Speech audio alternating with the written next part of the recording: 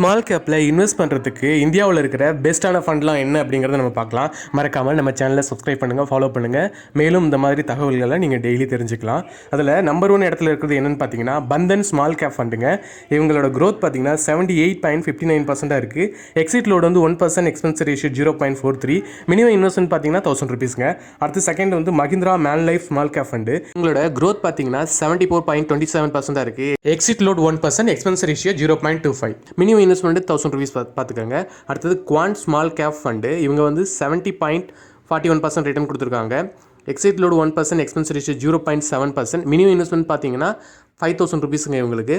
அடுத்தது பார்த்தீங்கன்னா ITI small cap ஃபண்டுங்க. இவங்களோட க்ரோத் பார்த்தீங்கன்னா 70.78% இருக்குது. இவங்களோட எக்ஸ்பென்ஸ் ரேஷியோ 1% இருக்குது. எக்ஸிட் லோட் 0.19% இருக்குதுங்க.